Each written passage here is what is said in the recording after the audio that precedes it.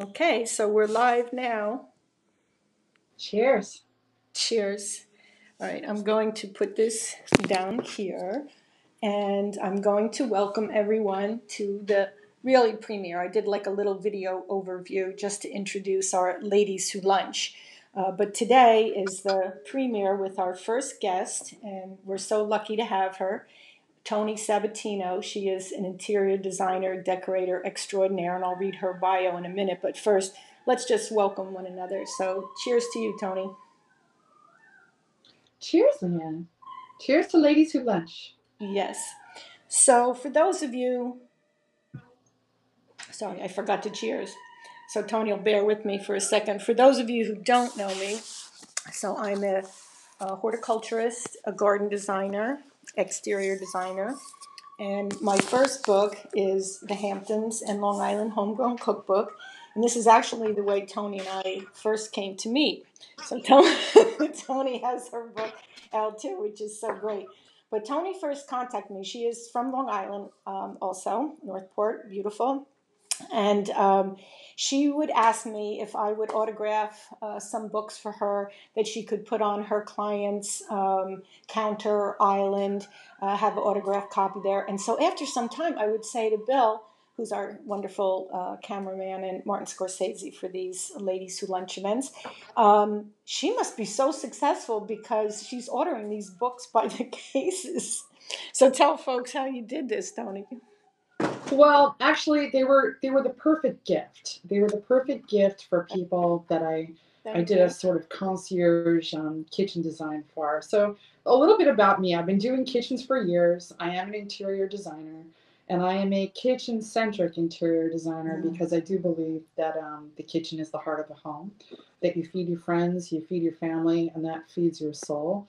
So having people contact me to sort of take a deep dive into their lifestyle and what we could do to make it better, right? How they love to cook, how they love to entertain.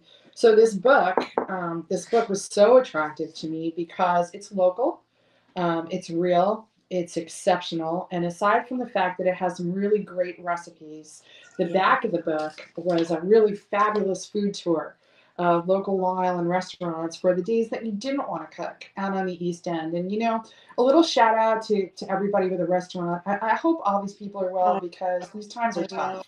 It These really is times hard, are, tough. are really tough. Absolutely. My heart And goes out to everyone. The takeout is important, dining out, even if it's a little bit cold here in the Northeast, but we're going to make it through. I mean, the Hamptons and Long Island Homegrown Cookbook is really an homage to the farming and agricultural community, in Long Island. It's really almost like 4 seasons worth of cooking because of the terroir, the waters, and the agriculture that they have there, the wineries. And so it was all about the great chefs and then the growers who inspire them. But then my next book, which is the most recent one, is The Art of the Garnish, and this is all about cocktails. So in a little while, I'm going to show a very Valentine's-y kind of cocktail, but this is all about garden to glass, beautiful garnishes, and we'll be making more of those in a few minutes. But I wanted to share with those of you who don't really get the connection so much with the ladies who lunch. But I also contributed 3 chapters to this book, Savoring Gotham. So it's all about the best foods in New York. So I loved Ladies Who Lunch, and for us, I mean, Toni will share with you that we would go to lunch very often. Even the picture on the logo you'll see in the beginning, we were going up to a fabulous restaurant in Midtown, and I saw that perfect image in the window display. So that's what that is. But I'll tell you, this is like the forward, so you'll get the connection here, folks. Keep drinking, Toni. The era of the ladies who lunch, whose heyday was the period between the 1950s and the 80s, reflects New York's position as the center of fashion, food, and fame. That's us. It was a time of beautiful people dining in Gotham's beautiful restaurants. So some credit Women's Wear Daily publisher John Fairchild for inventing that phrase, ladies who lunch, but not so many people. But I will give a shout out to Women's Wear Daily because they allowed me to come in and do a lot of research in their archives, which they told me was not really often done for this Savoring Gotham book. So I thank them for that. But the Stephen Sondheim really claims to have coined the moniker, the ballad Ladies Who Lunch, in his 1970 hit play Company that was sung by Elaine Stritch. So these Ladies Who Lunch to me were such great dames, and going forward with this series of Ladies Who Lunch sessions that we're having now is to really honor those women who, for the most part, they were philanthropists. Well, in those days the husband went out to work, but these women ran the culture and the society and the philanthropy of New York, and I'm guessing of other cities as well. And in our area, in our time, people like me and Toni, we would go and, eating at restaurants and being out at bars, there's a certain agency to ideas that when you're out, you're discussing with people who are of importance and of interest. And so it sort of engenders even more ideas and more, artful solutions to things. So when we're not doing that kind of, dining out, I thought this is a great way to be able to talk to people, and people can learn from great dames like Toni. So I just want to say a little bit, cheers to you, my dear. Thank you. So also I'm a tablescape artist, so that's why Bill is showing you this beautiful table that I did for Valentine's Day. So it's like a lot of think pink, so you can see, for me, when I do the tablescape, it's all about layering. So this has got 9 yards of tulle, and won't see it now because it's in the daylight, but there's lots of lights. So you can see the Lenox china. You can see these little, let me point out without the thing in my hand. It's really beautiful, Anne. It's Oh, really beautiful. thank you. I am just loving it too. And so it's for you. We got this carriage at the car show in Atlantic City last year, and Bill did me a favor. We painted it gold, put the lights in it, makes it like a little Cinderella carriage.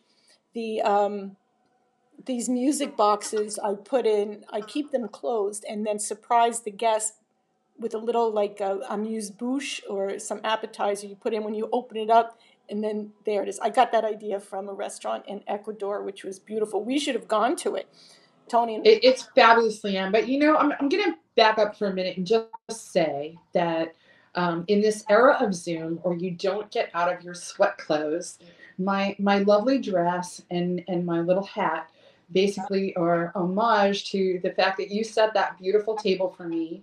And even though we can't get together in person during Exactly. these times, remembering to celebrate, I think, is very important. And back to the style icons.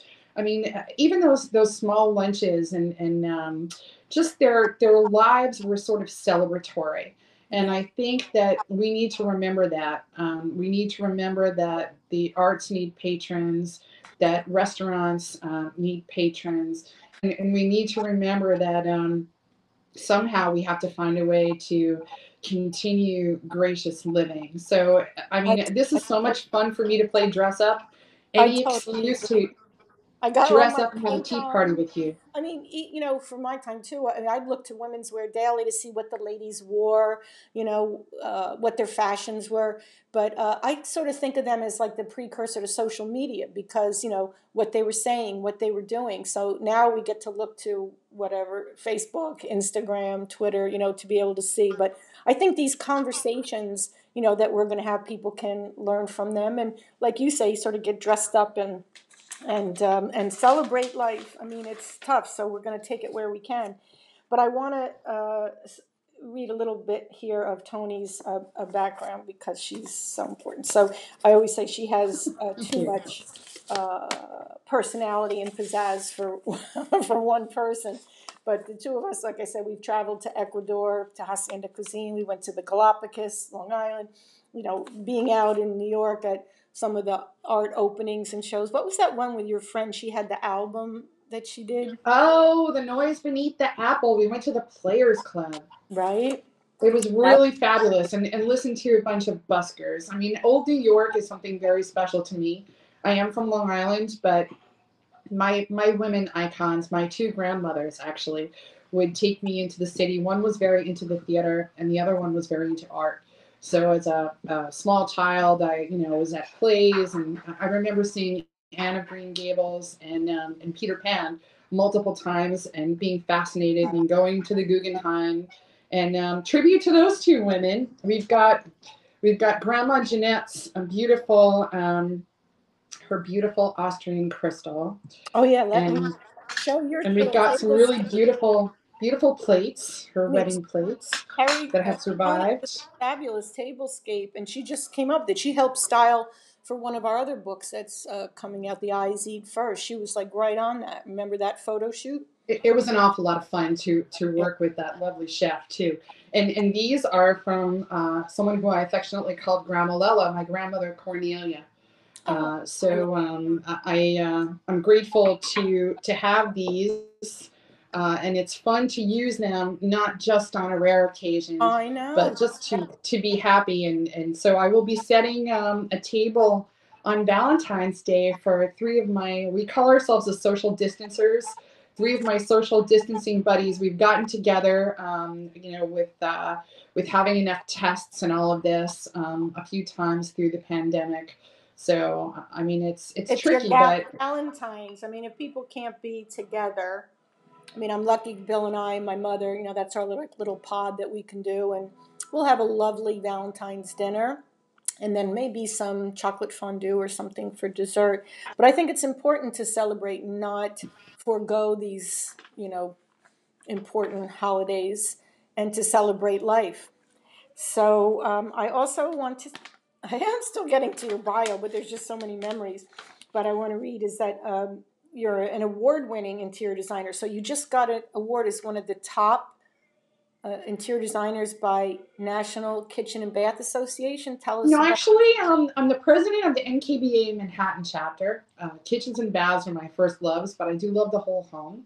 And I am blessed to have won an Interior Design Society award for kitchen. I have won a few awards from the National Kitchen and Bath Association for being involved with people in my community, That's and I've fantastic. been named by several worldwide entities like Fixer as someone a top 200 influencers in the world. So I'm grateful for the opportunity to share, and very grateful for the clients and the Well, work. And I've I seen love how it. the people in your industry so love you, Toni, at these, meetings and events when we used to be able to get together for that. But they look up to you, but they also respect you and have fun with you. And I think that's important. And for those of you who don't know, but Toni also has her own line of product. So tell us about that. It was so exciting. Oh, I And have a bath vanity line that's actually it's made in Italy,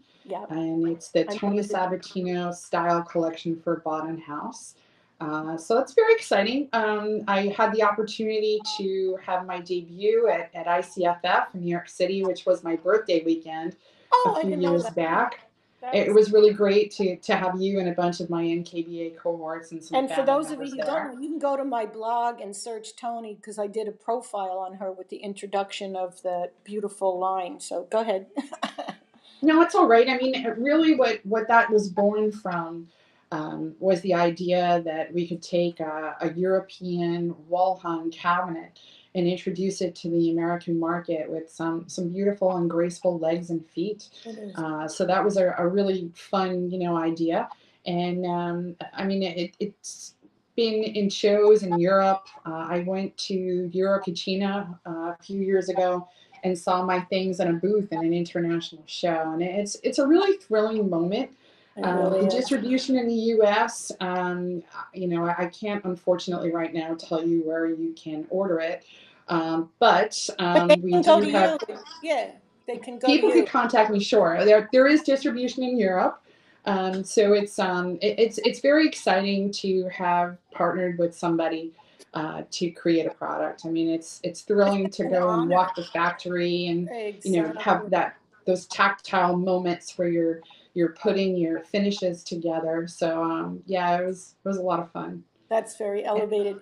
So if someone is, I mean, you're, like at the top of your game here, at the top of your career. But for those who will be tuning in, listening, and want to know not only as an artist, but specifically as an interior decorator and designer. So how do what motivated you, and how do you get started in something like that? You have to have good taste and everything, but how do you get started in that kind of a profession?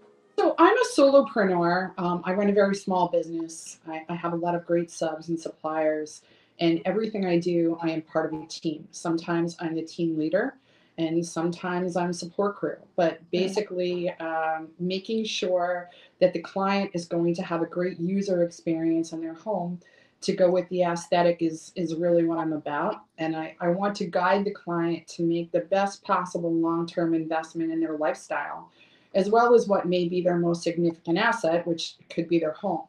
I've worked with people, of all sorts of socioeconomic backgrounds, large spaces, small spaces. And really what's key is that the project becomes about them. I use my lens and my product knowledge to come up with solutions to really make it work for them. I've had clients that have book collections, and we've built 14-foot bookcases with rolling ladders. I've had clients that have traveled the world and wanted to display a collection and weren't quite sure how to do it. So all of the solutions that make the home inviting and show who you are, as opposed to having it look like I designed it, are very important to me. So can people start off, or do they have to go to school, or how do they, how? So I did not finish interior design school. I'm full disclosure here. I You're a went to school for didactic. You're a didactic professional. You're self-taught. I went to school for art for a bit, but I started in the kitchen design business, and I was looking for work. I had two small children that would allow me to make my own hours, Like a lot of, that would allow me to work in a commission-based situation, and it would allow me to express myself, work with people, have every day be a little different. So kitchen design was a natural. During a previous recession, I actually ran a plumbing supply store. So I could talk to you all about pressure balance loops and zero threshold showers and all sorts of very interesting sort of plumbing things. but Uh, that all comes into play. I see you on these Zoom meetings that you run for your profession, where you're the president leader, and you know your stuff. I mean, you can really talk about it. That makes it the different. other thing that's near and dear to my heart is the Living in Place Institute. So I'm what they call a certified living in place professional. Oh, tell us Aging is a about rough that. conversation. Pardon? I'm gonna shake up my little cocktail that I had made, but tell us about the living in place. Yeah. So while you're pouring yourself a drink, the Living in Place Institute basically it promotes the dignity of all. So instead of talking about aging, and possibly your body failing. I mean, anybody who walked into my house and started telling me that I'm getting old is going to see the door awfully quick. So the idea of creating a home that nurtures everyone and having sort of a training to have the conversation with them about what that means. If you're building or remodeling, we may want to talk about the fact that you like to entertain, who's coming over, who's going to use the home. And then from there, we can say, okay, your mother's going to come over. Maybe we should install some really good looking towel bars that are actually grab bars, support bars in the bathroom. Maybe we should put things in the kitchen situation where they're easy for her to reach. Maybe we should use some aids like, oh, there's a garbage pail door on a cabinet that will open if you tap it with your knee. And that's great for someone who doesn't have great hand dexterity, but it's also great for a chef. It may have, like chicken goo all over their hands. So Yep. there's so much that can be incorporated into a home that makes it the most desirable homes for holidays and celebrations because everyone's comfortable there. And then the people that are providing that space get to naturally and gracefully age in it themselves. So it's a I win-win all the way. I totally agree, Tony. And it's funny because in my earlier career when I was in communications, mainly with consumer electronics. But I was so into technology then, and now you're into technology now. But it showcases itself in the home. And so I did want to ask you, for the audience also, is, because they're home more now and everyone's so-called nesting, you know, so this living in place obviously improves your life, so much more. But what trends or things do you see going forward that the, pandemic has really altered our lives forever? But, I'm trying to look for the silver lining here. So what do you You see? know, there are some. The kitchen and bath industry are booming because people are looking at their homes, and their homes have to do everything now. Our Right. home is school, our home is office. And so having enough technology, having enough bandwidth, and all of this to make sure that school is streaming, work is streaming. Also bring an interesting dilemma. I am someone who champions the open floor plan. I want the kitchen to be the showcase. I like the idea of the kitchen as dinner theater, where while we're creating a meal, people are watching, whether it's friends or Right. family, and it becomes this sort of communal happening, right? Um, Goes. I've been hearing talk about closed kitchens, and that's a heartbreak. So I think for people that have enough square footage, there will always be an open kitchen. But I think the concern is having more quiet spaces in a smaller home so that you can break up all of this Zoom, whether it's school, work, telehealth, and I'm hoping that trend really does not emerge. But there's been a little bit of chatter about that. I'm also somebody who sees the home theater reemergence, but Mhm. sort of reimagined. Instead of fussy theater seats, we may have small theater seat ottomans that open into little theater chairs that will hold your drink and your popcorn. But the primary seating is a big sloppy sectional where the family can share their sensory immersion experience, Right. right? And that room can also become the room where maybe you're doing yoga in there. You've got the water, coming down this 11-foot screen, and you're listening to the beautiful Oh, I sound of the love. waterfall. Oh, I love So there's make a the lot. room like a Zen room, like a whole. Absolutely. And that same room can convert to, family movie night and watching Spider-Man in 3D. It could convert to an auditorium for doing some sort of work-focused Yeah. Zoom meeting. So there's a lot that we really can think about. And our homes, having our homes be a place where we feel nurtured, having our homes actually nurture Hmm. us, and having the right technology and planning and product in it to really have your life feel like it works well. I Yeah, make think it are work for the you instead focus. of the other way around. I mean, I'll say as a garden design exterior designer, looking to the outside with so many people nesting at home, they wanted their gardens to really correspond to the way they were living now. So rather than just having a few little beds here and there or something ornamental, they wanted more edibles. They wanted a bigger kitchen garden outside. They wanted, like you say, like a Zen room, maybe for outdoor yoga. So I really, it was just so much more in depth kind of design. And already, prospective clients are calling this year to for this year's, because who knows how long this truncated It's so will. true, and you want to go to the botanical garden and you can't. So how do you create that feeling, that love? All right, so we may have a little background noise right now. My mother is actually performing a medical. Okay, she's turned it off, so I Oh, that's okay, apologize because for. we have the Italian opera on, and I love opera, and this is kind of how we got our house. And Bill will show you the view because it's beautiful. It looks back at Manhattan and New York, and Tony's been here. I And, have. It's stunning, it is absolutely stunning water just view. the view, the water views, and whatever. But it's just so beautiful. But I have to tell you before I finish, I just made this aviation drink, and I would recommend it for your brunch for the ladies because it's got a little red and it's got maraschino cherries. It's got some lime juice. It's got some gin, and it's so pretty. And look, it's in my. I love this glass, because I It's love beautiful. exotic birds, and this is like the I forget the name of this bird. Flamingo. The flamingos. They come right up to you on the beach in Aruba, which I love. It's like just so pretty. You know they're pink because they eat shrimp, right? You know they start their lives gray. No, I never heard that. It's true. Isn't that really amazing? That's where they get that beautiful color from.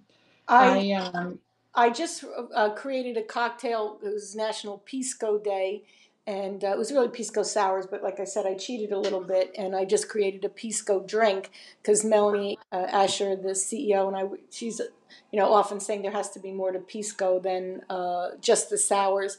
But the flag of Peru, the man that created it, when he first got there, he saw the flamingos, and so that's how they have this like striped red and I think it should be pink, but it's more, red flag that goes with it. Oh, Bill is so close. I know what happened. So Leanne, tell us more about what we can do with Pisco. I'm gonna sip on my Vouv over here. Mm, I would love to make the drink for my friends. I hope you'll share the recipe. I, I I will. think I think that the Garnish book is really beautiful, and I think the idea of having artful edibles is really lovely. So I think that the garnish on the cocktails is amazing, and I happen to have some exotic fruit here. Let's Um, see. You have papaya, guava. this actually, I don't know what it is. I bought it at Whole Foods, and I guess it's a passion fruit or a dragon fruit. And when I cut into it to make my exotic fruit salad, Oh, I'll see. But I that's mean, is this a stunning like natural it's piece? gorgeous. It's a dragon fruit. Okay, thank you. And Yeah. I think that nature provides us with some really fascinating fare. So I'm I writing think that totally. I'm writing a children's book now, and part of it is like the connection to the plant world. So we have a monoculture really in this country where we eat almost the same foods all the time and the same fruits. So the fact that you're picking out when you cut that open, you'll see it looks like white with little black dots in it, and it's just yes, like yes. little polka dots. It's like so adorable. And like you start to think creatively, like, what can I do with this? What can I make with it? Like even when I was creating the cocktails for the Super Bowl, I found out that Tampa is also known as the guava city. And you can go to my blog, it's a longer story, but it was a lot of fun, researching it. But to find guava and, those properties and what it means in tropical drinks was really exciting. It was really fantastic. And then for the Kansas City Chiefs, sorry they lost. That was really bad. But they're I'm a Brady fan. I'm okay with it. the black walnut was like their national fruit tree, nut tree there in the state. And so I created a drink with the walnuts in it. So I think you can always bring some meaning and something special to your entertainment and to your tablescapes, to your kitchen. Going back to your point about the rooms, I had always been a fan of having each room, be specific unto itself, like sort of like in the old days. But people in those days had mansions, so they had huge rooms, for every functioning room, which most people don't have today, I dare say. Most people don't have a ballroom anymore, Leanne. Exactly. So this is so regrettable. But I have to say, in all seriousness, I mean, it looks like let them eat cake, like we're having champagne and drinking these fabulous things. And yes, we are blessed. And, we have all this like fabulous food. But I'm saying support your local makers, whether it's the bakers, the butchers, the whatever. We need this. I mean, restaurants, food, it's the heart of our community and the heart of our home, as you say, Tony. We have to. We don't want to become a society where everything just gets dropped off by Amazon and you buy everything online. I think the idea of the personal touch is very important. And I think back to full circle, back to the ladies who lunch, who were the art patrons Yep. and made sure that New York culture and society was something wonderful. brings me to tip my hat to you, Leanne, for bringing it back up now because we really need it. Thank you for saying that. It's from my heart, and I will say that I so appreciate your time. I know we're getting to the end of this, and I really thank you for. I know how busy you are. I know how popular you are and important in everything you do. Never too busy, Leanne. Never too busy. I So we want. appreciate you so. Oh, thank you. We celebrate life. We celebrate you, and like I always say, love is the best ingredient. And so I hope that the folks that tune in today learned a lot from you and for your style of decorating and design and really paying attention to the customer and what their needs are. So before we sort of sign off here and do a toast to you, so any thoughts that you want to just impart to everyone? Not really. I mean, just to remember to be kind. I like to think of kindness as a superpower. And I think it speaks volumes in customer service and also in everyday living. So thank you for this opportunity to share with you. Okay, so I want to say we have to raise our fork. So in a nice way, I'll say fork you. Here we go. So fork you. And my ladies who lunch fork, I'm very proud of this. So Right. I will treasure it always. So I got these, and so for future guests also, I hope that they'll enjoy. But it says ladies who lunch, and it's going to be a keepsake, I hope, for those special guests that come and teach us how they got to be such great, great dames. So I salute you. Thank you. Cheers. Cheers.